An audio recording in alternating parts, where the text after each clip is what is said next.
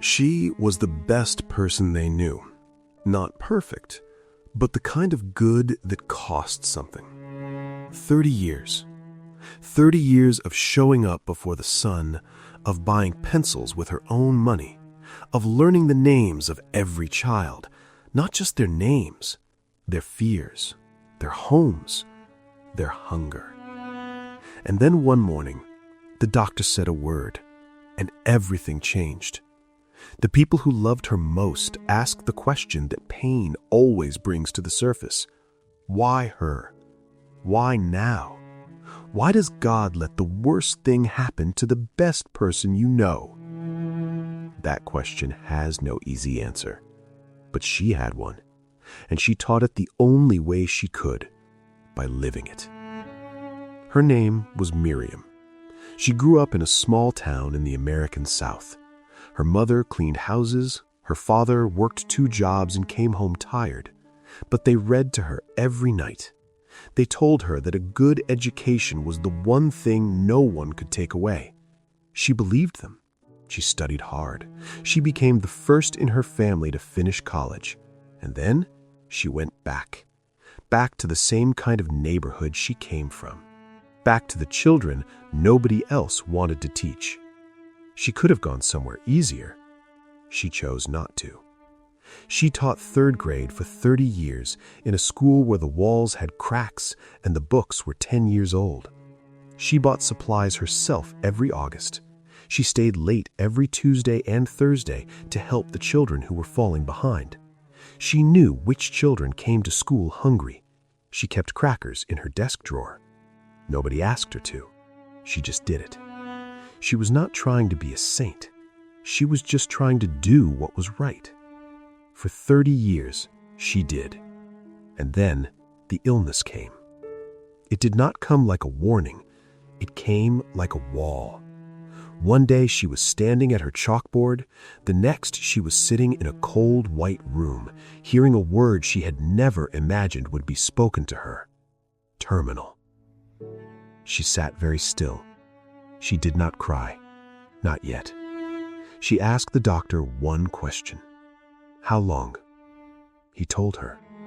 She drove home alone. She sat in her car in the driveway for a long time. And then she went inside and she made dinner.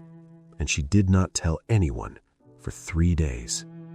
She needed to carry it herself first. She needed to find her feet. Her students found out slowly. Their parents told them carefully. Some children cried at their desks. One boy, a quiet child named David, stopped talking almost completely. He had no father at home. Miss Miriam was the person who had believed in him most, and now she was leaving.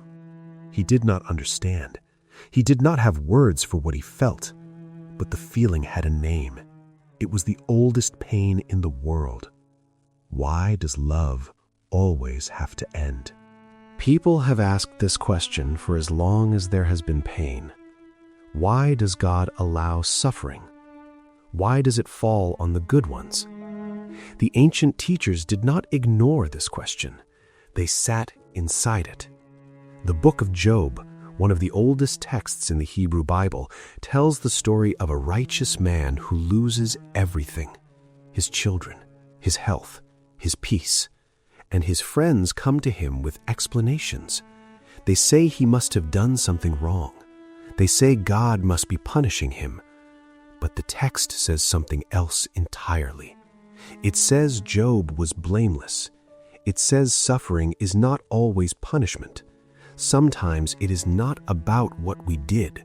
Sometimes it is about what we will become. And sometimes, the teachers say, it is about what others will see in us. The early Christian writers called this the grace of witness. The idea that a life well lived in suffering speaks louder than any sermon, that the way a person carries pain can change the people watching. Miriam did not know she was doing this. She was just trying to keep going.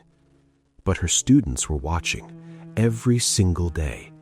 They were watching how she still smiled when she walked through the door, how she still asked them about their weekends, how she still laughed, a real laugh, at the things that were funny. She came back to the classroom when she could. She sat in a chair now instead of standing. She got tired more easily. But she came back. And on the days she could not come, she sent them letters, handwritten, one for each child. She wrote to David. She told him he was going to be fine. She told him she had seen something in him that he could not yet see in himself. She told him she was not afraid. She told him that love does not end. It changes shape, but it does not end. He kept that letter. He still has it. He's 27 years old now. He teaches school. The turning point did not come in a hospital. It came on an ordinary Tuesday. Miriam was having a hard day. The pain was difficult. She was tired in a way that sleep could not fix. One of her oldest students, a girl named Rosa, came to visit her at home. Rosa was 16 now. She had been in Miriam's class when she was 8. She sat beside the bed. She took Miriam's hand, and she said something no one expected. She said, "I used to think good people didn't suffer. I used to think that if you were good enough, life would be kind to you. You showed me that was wrong, and it was the best thing anyone ever taught me."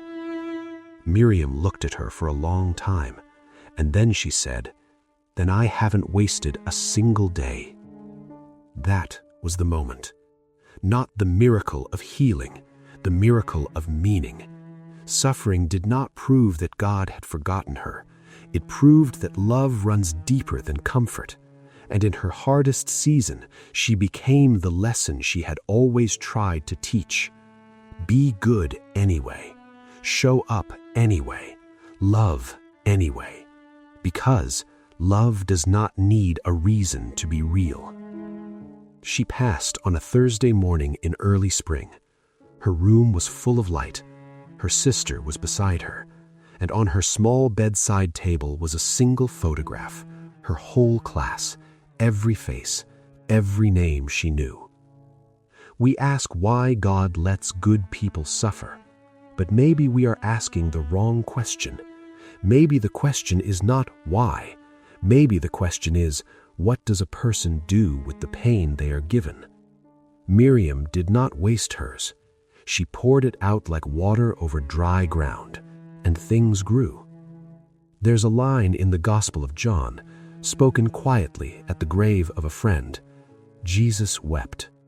2 words, the shortest verse in all of Scripture. But those 2 words say something that changes everything. God is not far away from your pain. He is inside it, weeping with you. Because love does not stand at a distance. Love comes close, even when it hurts, especially when it hurts. So if you are watching this, and you are in the middle of something dark, if someone you love is suffering and you cannot find a reason, let Miriam's life be a word to you tonight.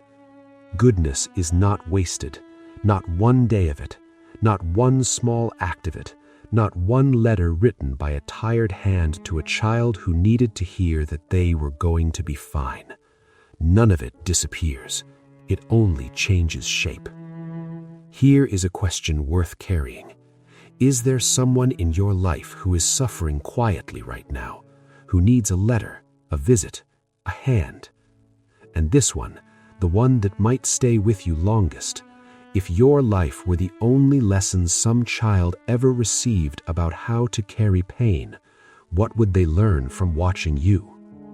She taught her last class without a chalkboard, without a desk, without a single word spoken out loud, and not one of her students will ever forget it.